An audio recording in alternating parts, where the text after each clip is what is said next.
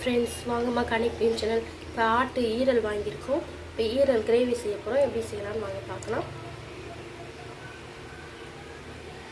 மஞ்சள் எல்லாம் போட்டு கழுவி வச்சுருக்கேன். தக்காளி எடுத்துருக்கேன், வெங்காயம் எடுத்துருக்கேன், கருவேப்பிலை, கொஞ்சோண்டு தேங்காய் எடுத்துருக்கேன், ஒரு 4 மிளகு போட்டிருக்கேன், கொஞ்சோண்டு பட்டை போட்டிருக்கேன், கொஞ்சமாக ஜீரகம் போட்டிருக்கேன், 4 பல் பூண்டு போட்டிருக்கேன், கொஞ்சோண்டு இஞ்சி போட்டிருக்கேன், 2 தக்காளி பழம் போட்டிருக்கேன், 2 துளி வெங்காயம். இந்த அளவுக்கு அரைச்சி எடுத்தாச்சு. இப்போ நம்ம வாங்க தாளிக்கலாம்.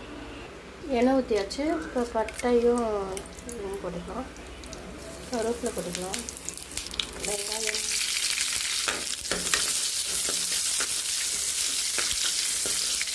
உப்பு போட்டுக்கலாம். இப்போ தக்காளி போட்டுக்கலாம்.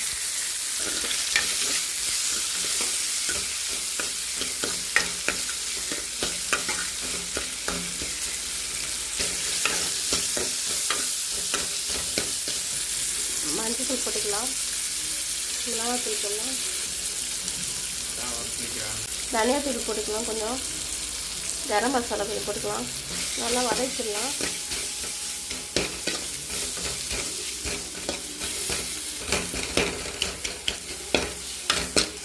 இப்போ அரைச்சி வச்சுருக்க மசாலா ஊற்றிக்கலாம்.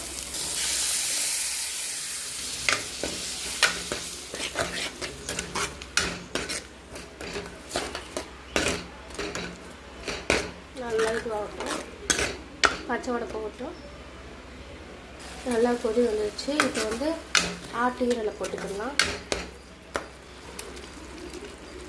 இப்போ எல்லாம் போட்டாச்சு. இப்போ கட்டி விட்டுக்கலாம்.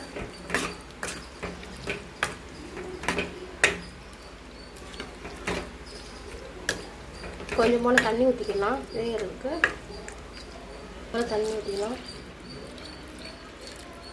நல்லா கிளறிக்கலாம். இப்போ நேரம் மூடி போட்டு வச்சிடலாம்.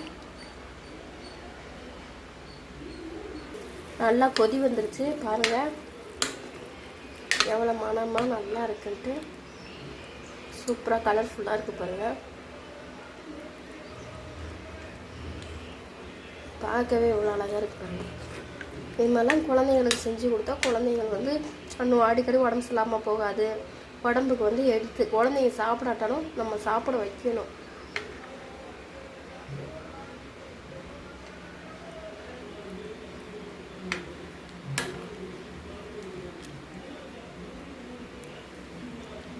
நல்ல மணமும் நல்ல வாசனையும் நல்ல மணமாக நல்லா மணக்குது. எனக்கு கொஞ்சம் கோல்டாக இருக்குது, அதனால வந்து கொஞ்சம் கொணன்னு பேசுவேன்.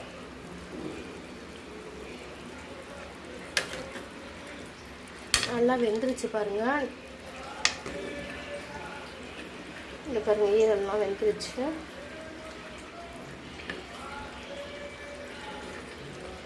இதாம நம்ம ஸ்டைலு ஈரல் கிரேவி. ஆனால் குழம்பு மாதிரி இருக்கும். ஆனால் கொஞ்சம் ஊற்றி சாப்பிட்னா, ஆனால் கொஞ்சம் வற்றினா கிரேவி மாதிரி நல்லாயிருக்கும். குழம்பு. இந்த வீடியோ பிடிச்சிருந்தால் லைக் பண்ணுங்கள், ஷேர் பண்ணுங்கள், சப்ஸ்கிரைப் பண்ணுங்கம்மா. உங்களுக்கு பிடிச்சது? கறியா? Yes, chicken.